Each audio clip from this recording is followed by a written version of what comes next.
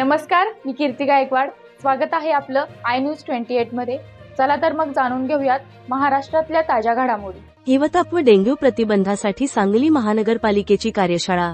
सांगली महानगरपालिकेच्या वतीने हिवताप, डेंग्यू आणि इतर साथीच्या आजारांविषयी जनजागृती व प्रतिबंधात्मक उपाययोजनांच्या संदर्भात एकदिवसीय कार्यशाळेचे आयोजन करण्यात आले।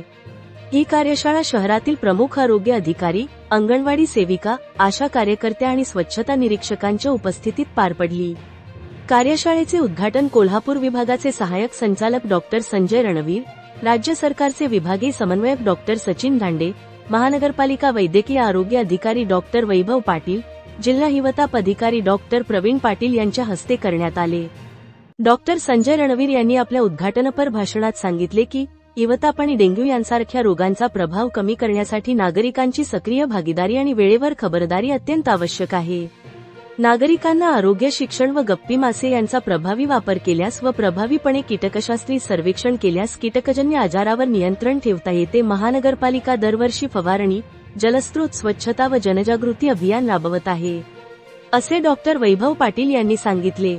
या कार्यशाळेत राज्य समन्वयक वैद्यकीय अधिकारी डॉक्टर सचिन धांडे यांनी हिवताप आणि डेंग्यूच्या कारणांबाबत माहिती दिली। त्यांनी असे सांगितले की या आजारांचा प्रसार मुख्यतः एडिस आणि अॅनोफिलिस डासांमुळे होतो। त्यामुळे साचलेले पाणी, अनावश्यक भांडी, टायर यामध्ये डासांची पैदास होऊ शकते। दर आठवड्याला ड्राय डे पाळणे, घराभोवती स्वच्छता ठेवणे आणि वेळेवर उपचार घेणे गरजेचे आहे।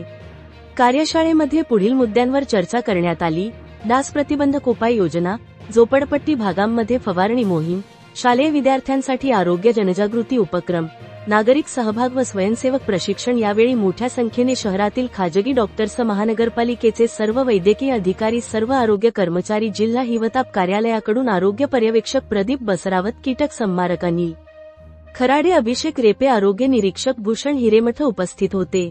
कार्यशाळेच्या शेवटी उपस्थित सहभागी सदस्यांना माहितीपत्रक, डास प्रतिबंधक किट्स व प्रचार साहित्य वितरित करण्यात आले। या उपक्रमामुळे नागरिकांमध्ये रोग प्रतिबंधक उपायांबाबत जागरूकता निर्माण होणार असल्याची अपेक्षा व्यक्त करण्यात आली। तासगाव तहसील रिपोर्टर अंकुश तानाजी सुर्वेची रिपोर्ट।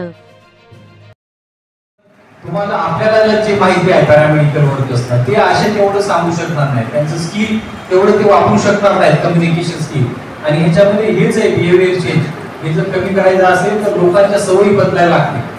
हा व्हेक्टर बॉर्न डिसीज हे काय आपल्यामुळे कमी होणार आहे असे कदापि नाही। तुम्ही गेलात तर सगळं लगेच कमी झालं, झिरो कंटेनर, जोपर्यंत लोकांना कळणार नाही की आपल्यामुळे झाले, की कंटेनर आपल्या घरात आहे, की आपण करायला पाहिजे, की त्यांची वृत्ती बदलायला लागेल।